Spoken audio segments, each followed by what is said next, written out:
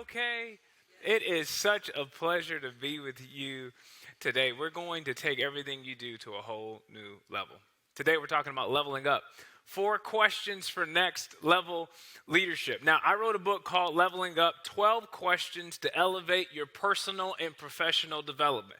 We only got time for 4, so you're going to have to buy the book to get the other 8. Now, before we jump into today's content, there are a couple of things you need to know about me. Number 1, I am married. This is a picture of my wife. Now, most people see a picture of my wife and they think to themselves, how in the world did he get her? Let me explain. When my wife and I were dating, I overheard her tell a friend that she thought it would be cool to get engaged and married on the same day. I had absolutely no idea what that meant, so I guessed and began planning our wedding behind her back over the course of 2 years. About 3 weeks before the wedding, I found out she had a Pinterest page. I was like, what's Pinterest? I go to Pinterest.com, I type in her name, and a board pops up entitled My Dream Wedding, and it had 242 photos of everything she would want in a wedding. And I thought to myself, this would have been helpful 2 years ago.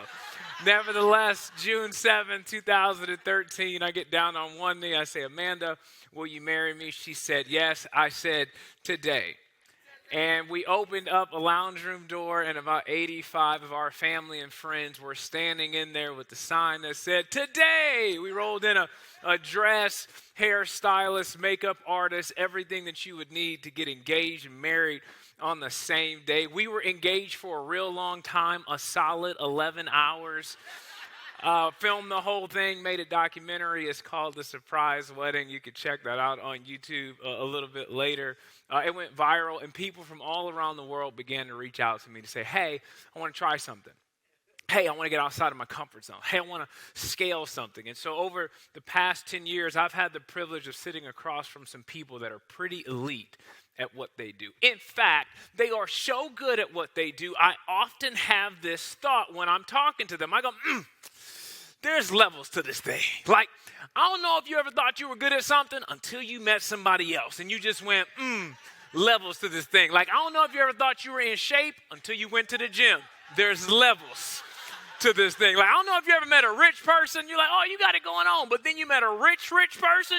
You went back to that rich person and said, you're poor. There's levels to this thing. Like maybe you thought you were romantic. Maybe you were out with your little boo thing, having a good old time. Then you went home. You turned on The Bachelor, Bachelorette, Golden Bachelor. I don't know what you're watching, but they were on a helicopter going across Greece. You were at Chili's. There's levels to this thing. Here's what we discovered in our executive coaching practice is that there is levels to how we show up as leaders every single day. There is a level that you can live at where you are simply going through the motions. You are simply on autopilot. Or you're exhausted, but it's like you're running on a treadmill. You're running fast, but you're in the same place. Then there's a level that you can get to where you are thriving. You don't have to do anything. You get to do everything. You get to make a difference in your community. You know your why. You wake up every single day because you remember it and you're excited to improve the quality of somebody's life and improve the quality of your organization. I believe in our time today.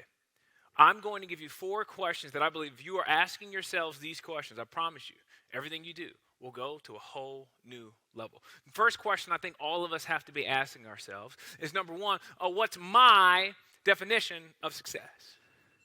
What's my definition of success? Because it's easy to pick up somebody else's definition of success. Because our definition of success was often crafted when we were younger and depending on the circle that we grew up in.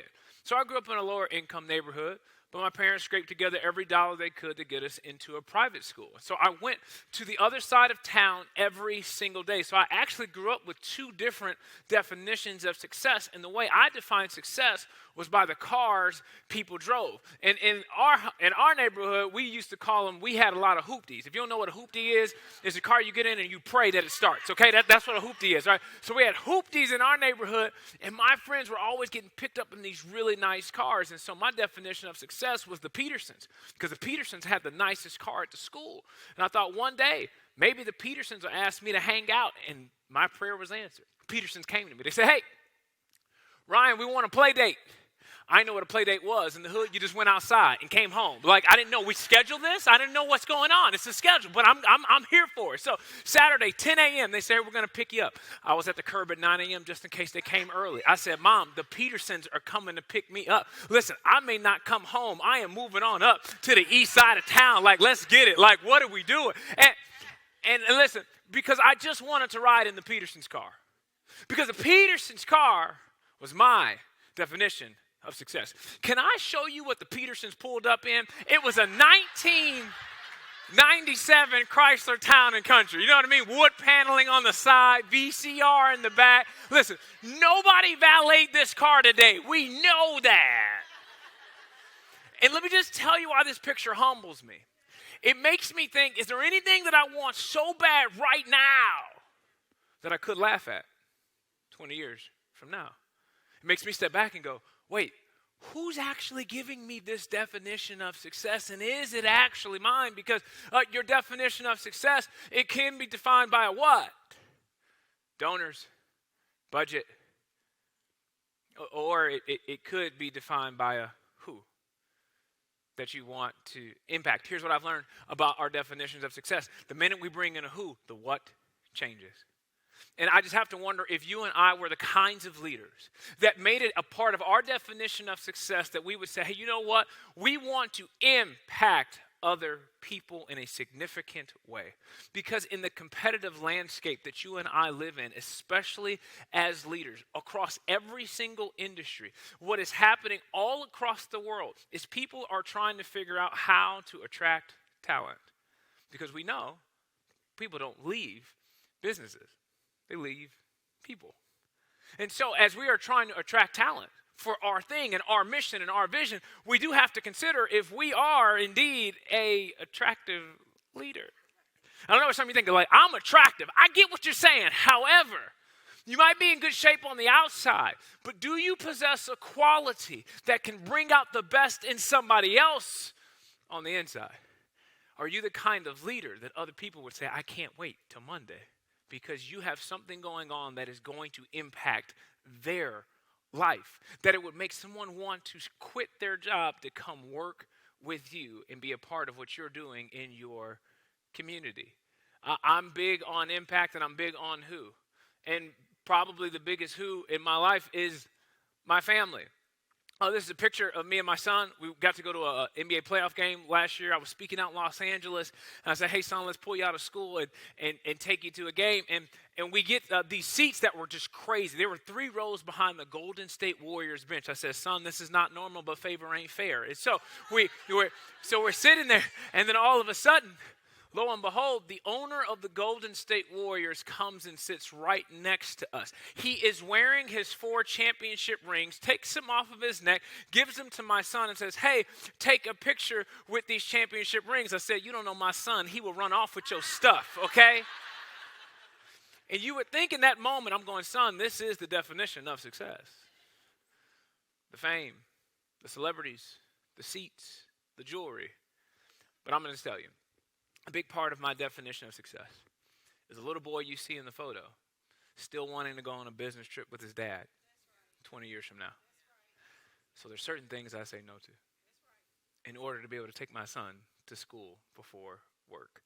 And I'll be home by dinner. Why? It's my definition of success. I'm not trying to get you to have mine. I'm trying to make sure that you have yours and that it's truly yours. Question number 2 that we all have to be asking ourselves. Who am I paving the way for?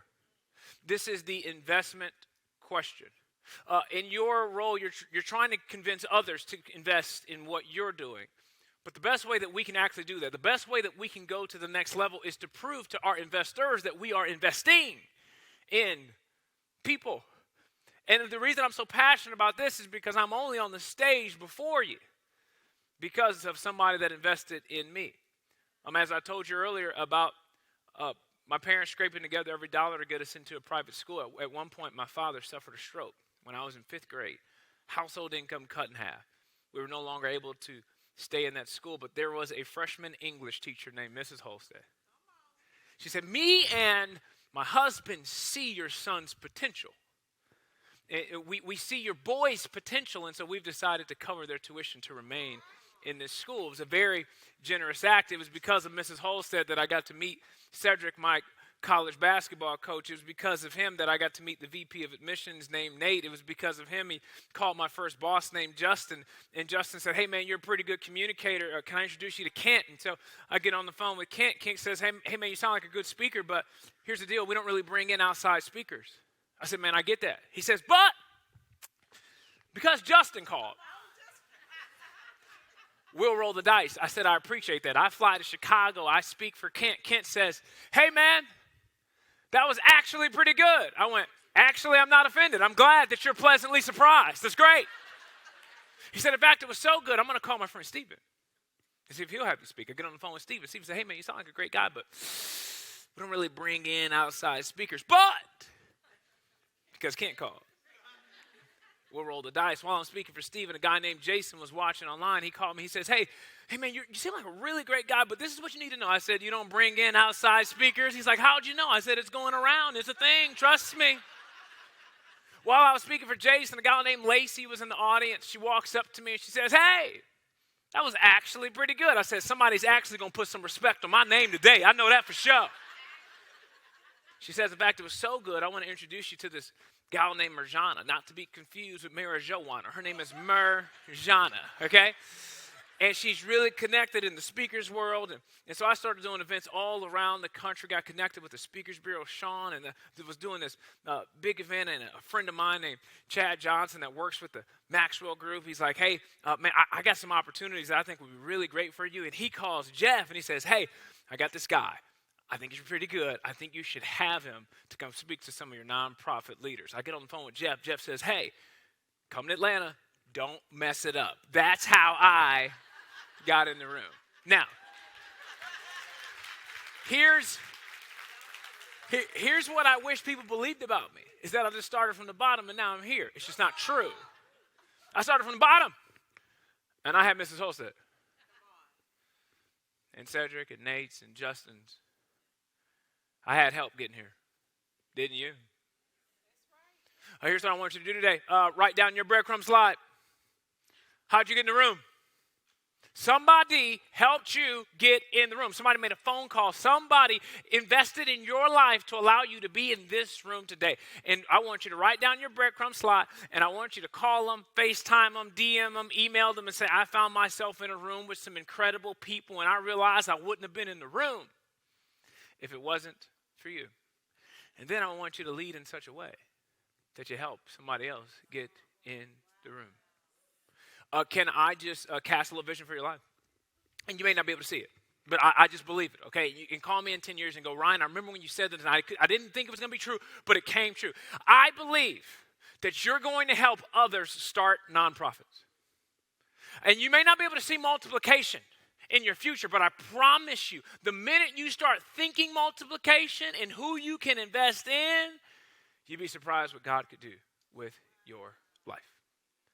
Question number 3. This is important. Oh, this is so important. Am I enjoying it? What's it? You pick. Fundraising, marriage, work, recruiting, dealing with city council members, you name it. Like, are you enjoying it? And I know your life may not be ideal, but you do not need an ideal life to have an ideal perspective. I am giving you permission today to enjoy your life. And there's some people, I don't know if you ever met this person, but I think some people are born pre-grumpy. You know what I mean? They just like this all the time. Hey. You're like, how you mad before the meeting? It's 8:30. I ain't seen you in 3 days. How you already mad at me? Some people just at everybody. They mad at the world. I'm like, why are you so mad? Came out the womb mad. I don't want the bottle. Why are you mad at your mama? It's Mother's Day. What are we doing? You know what I want you to do right now? I want you to look at the person on your right and your left and just smile. Just do it. Go ahead. Smile. Smile. It's not going to hurt you. It's not going to hurt you. Some of you are like, dude, I don't know you that well. You can't make me do nothing. Come on, smile. Smile a little bit. Some of you paid for veneers. You might as well use them. Smile. My goodness gracious. It is not going to hurt you. It's just like, We've all worked with or for somebody that was pre-grumpy. I mean, just imagine, like you're trying to raise money, right? Give me some money. Like what? Like why? Why would I give it to you? It doesn't make no. You're already mad, you know. You ought to smile, not because things are ideal, but because it's one of the most powerful things that you and I have. Can I tell you something? Enjoyment doesn't come from getting what you want. It's our level of gratitude that determines our level of enjoyment. You may not be where you want to be, but you ought to be glad that you're in the room you are right now. You may not have all the donors that you want, but be grateful for the donors you got. Your marriage might be on the rocks right now. Maybe you got in a fight on the way here. Call them after and say, I can't wait to fight again. I'm so grateful for you, because there's a lot of people that would give a lot to get in one more fight. Be grateful that you can fight with somebody. I think we have to be grateful for what we have, and I think we have to be grateful for who we have. I'm a sneakerhead. I love sneakers way too much. But every now and then, I just got to walk in my closet and say, I appreciate y'all. My kids' noise level, they don't know what inside voice is. They've never heard of that, but every now and then I just think, man, one day me and my wife will be empty nesters. And I have to wonder if we'll miss the noise. So then I join in on the chaos. There's no rule in life that says chaos can't be enjoyed. There's no rule in life that says difficult times can't be enjoyed. You only get one life. You might as well enjoy it. What I want to encourage you to do today as a leader is to make a list of what you can control and what you cannot control. It's the things that are outside of our control that are robbing us of our joy. But the things that you can control, well, things like your attitude, you can control that. You can't control the weather. You can't control the economy. But you can control how you show up in your community every single day. I'm going to give you a challenge. It's a challenge that I think you can do just for 1 week. I won't be texting you and figuring out if you did it or not, okay? But I think you're smart, and I think you're talented, and I think you can pull it off. Are you ready for your challenge? I want you to give up complaining for 1 week. Give up complaining for 1 week. Some of you like, yeah, I'm going on vacation, so that's cool. I'm out. Some of you can't go home. It's okay. Here's why I want you to give up complaining for 1 week. I want you to realize that complaining is not adding value to your life. And it's not adding value to your nonprofit organization. It's not adding value to your community. It's not adding value to your leadership. And I just want you to see for 1 week that gratefulness can do so much more for your life and your profession than complaining ever could. So this week, somebody says, hey, how you doing? You have to say, can't complain. Question number 4.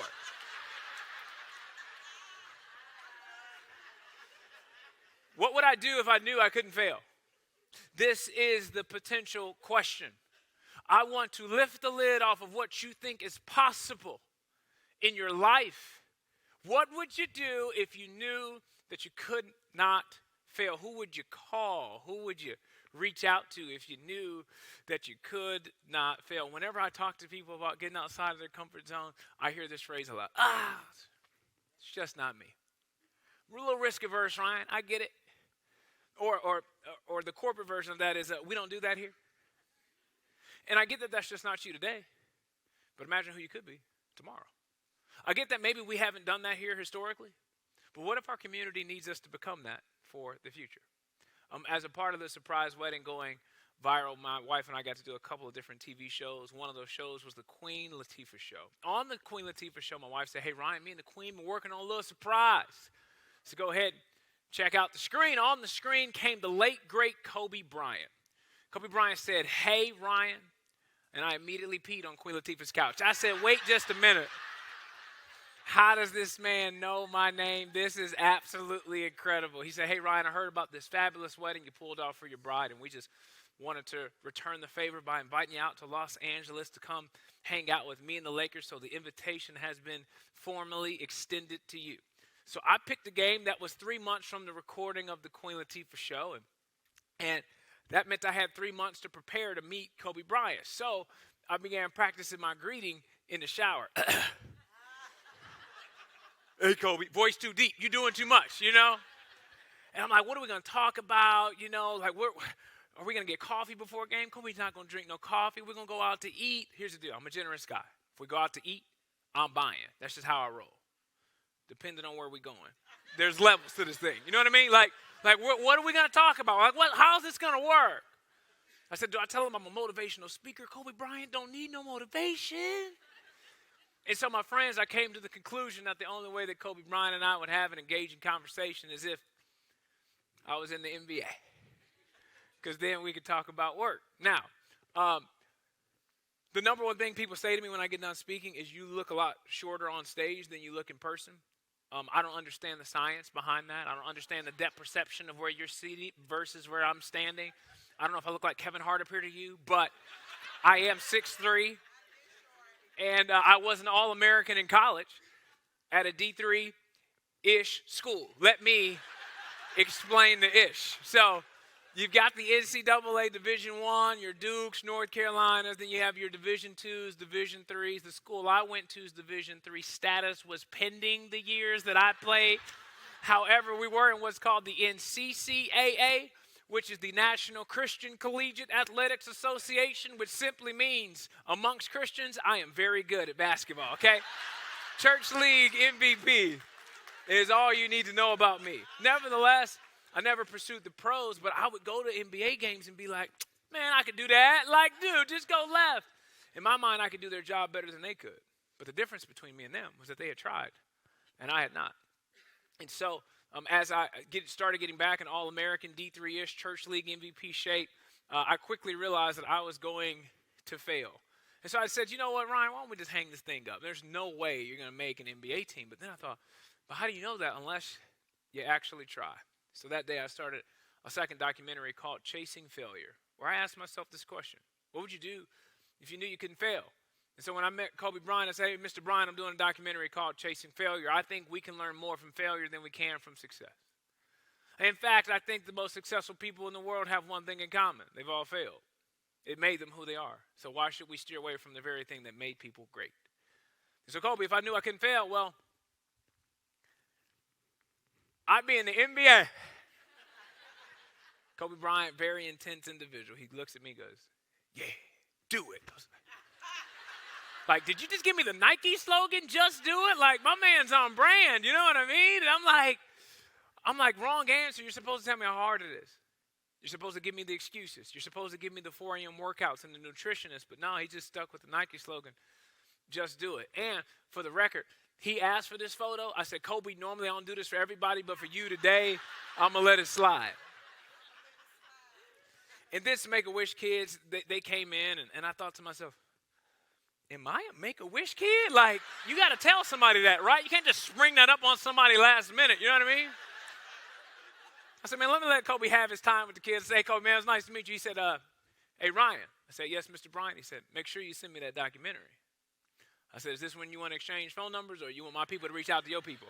I ain't had no people at the time, but I had a mom, and she had an email, and she'd be happy to reach out to your people. I said, Kobe, don't you worry about it. We're going to get it back to you. So now that Kobe Bryant is checking his phone every single day, waiting for me to email him this documentary, I had to actually figure out how to get an NBA workout. And so for those of you that don't understand or speak basketball, the NBA, there's a protocol to being in the NBA. They would prefer for you to be a little bit taller, a baller, have a girl so you could call it. Like, there's a protocol. They're not looking for motivational speakers to boost the morale of the roster. And so what I ended up doing was going to Google, and I found the public relations emails for every single NBA team. And I just started emailing them one by one. Started with the Celtics. I said, hey, dear Celtics, you got fans all across the city of Boston that are afraid to fail. I don't think they should be. Imagine if we could pull their dreams off the shelf together. Imagine if you believed in this enough to let a complete stranger work out for your basketball team. I'll probably fail. But what if I don't? There's only one way for you and I to find out, and that's for you to let me try. I'm 6'3", 200 pounds, and looking for failure. Sincerely, Ryan Lee. I hit send and pretended like it didn't happen. 30 minutes later, the Celtics write back. They say, hey, Ryan, beautiful story. It's just not for us. I went, really? Rejection. The thing we're all afraid of, right? But then I thought, did the Boston Celtics just email me back? This is amazing. I'm going to do a documentary about being told no by all 30 NBA teams. It's going to be amazing. I got excited about no. Fifth email goes out to the Phoenix Suns on a Friday. All of a sudden, I get a phone call from an Arizona area code. Hello, this is Ryan. Yes, this is Julie with the Phoenix Suns. Well, hello, Julie. What's going on? She said, hey, we got your email. We love this idea. Come on Monday. I said, this Monday? She said, yeah, bring your camera crew. I said, yeah. All these people that work for me will be there on Monday. I ain't had no camera crew. I had a homie named Chuck at the church. I said, hey, man, let me holler at you for a second. I know we ain't talked a little bit. We got to go to Phoenix right now. We get to the Dallas-Fort Worth airport. Me and Chuck are on 2 separate flights, and all of a sudden, Phoenix has their largest storm in Phoenix history. Every flight is canceled except Chuck's. I get in this long line trying to convince a gate agent to get me on this plane. I say, hey, ma'am, I'm no better than anybody else in this terminal.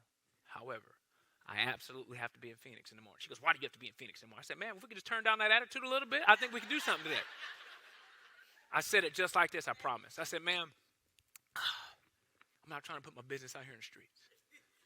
But the reason I absolutely have to be in Phoenix in the morning is because, well, I'm trying out for the Phoenix Suns in the morning. She goes, you play for the Phoenix Suns? Ma'am, you heard what you heard. I said what I said. I can't be in charge of your ears and my mouth at the same time. I got a lot going on. Listen, somebody in Dallas right now still trying to get to Phoenix. That's not my problem. I don't know whose seat she gave me, but I don't know what to tell them. Here's what you get to do. You get to go to ryanleak.com. You can scan this QR code, and it'll take you to all things Ryan Leak. You can watch a couple different documentaries. I send out an encouraging text every single week. You can text CIA to 469-809-1201, and you will immediately start hearing from me every single week. But when you scan QR code, it'll give you every single week without fail. And you scan the QR code, it'll take you to a documentary. It's indeed a 15-minute documentary. Encapsulates a 2-day workout I indeed got with the Phoenix Suns. Spoiler alert, I failed, just in case you're wondering what happened. When you see it, you might think that I fit in. The reason you might think that is because I was sprinting for dear life. They were jogging, warming up. It looked the same. It's not the same. I'll tell you that. It's put me through some NBA standard drills. Take 20 shots, you need to make 18. I was making about 16. I'm very good, but I'm not very NBA. Then they say, hey, we're going to do a 3-minute drill. I said, sure. It's a conditioning drill. This is how it works. An NBA court is 94 feet. Down is 1, back is 2, 3, 4, 5, and so on. The goal is to get 30 in 3 minutes. You have to cover 94 feet in 6 seconds, 30 times. You should try sometime. A lot of fun. Clock starts. I take off running as fast as I can. One of the players goes, whoo, started off way too fast, brother, way too fast. I'm like, what? How's that possible? And about the 90-second mark, I had about 14. I was cooking.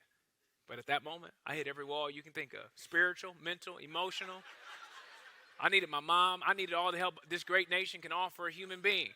Called a police, EMT, firefighter, National Guard. Somebody come save my life. I've made a terrible decision to have my death filmed on an NBA practice court. Like, this is crazy. And at this point, I'm just hobbling up and down the court because I'm embarrassed. I don't even want to look anybody in the eye. I thought, this is the dumbest idea you've ever had in your entire life. But as I've got my head down, I began passing a logo.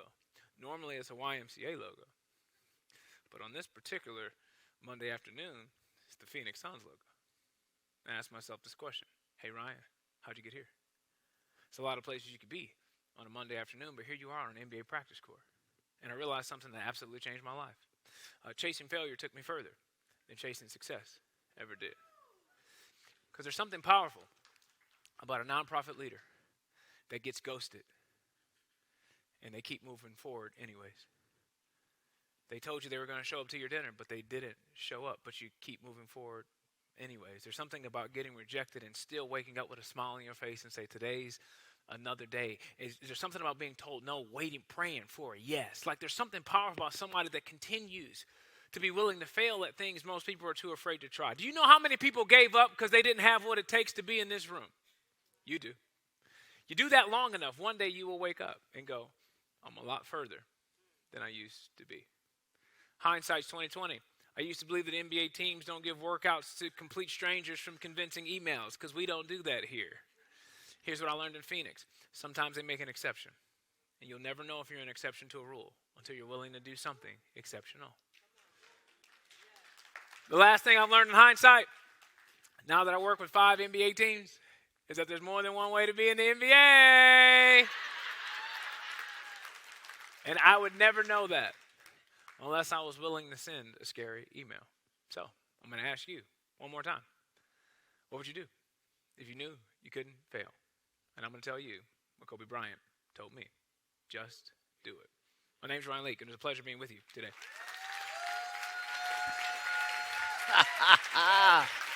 This guy. Thanks, man. Did you all love that? All right, Ryan. Wait, Ryan. I'm all right. waiting. One question. If some, I love the chart kind of depicting how you got connected to me. Yeah. Thanks for integrating me. I appreciate that. Of course. But I do think that sometimes people don't have the confidence that they could mentor someone else or give access to someone else or believe that they have something to contribute to someone else. Yeah. What would you say to that person? I would say you never know unless you try. I think we all want tried and true, but for something to be tried and true, somebody has to try. And I think, why not us? I think we're on the front lines of just trying to figure some things out. And I think I wish that we could give out bravery awards because we reward so many other things for accomplishments. But my son, he took a game-winning shot the other day. He's 9 years old, and he could have got a layup. We were down 2. He takes this three-pointer. He had never taken a three-pointer in his life. And I'm thinking, no! And it goes in and out. They lose, and he's weeping. And I rush the court, and I'm freaking out, this is amazing. And they're like, he lost. I go, no, he didn't. He's willing to take shots. I'll take it any day. My son's brave, and I'll take bravery over accomplishment any day. And so I think everyone in this room has something to offer somebody else, even if it's just bravery, to say, hey, have the courage to send an email. Have the courage to reach out, because a lot of people acquiesce and say, nah, and they talk themselves out of being brave. The fact that you're in this room tells me that you're insanely courageous, and I think that's something to be proud of. Thank you, Ryan. I appreciate it. Thank you.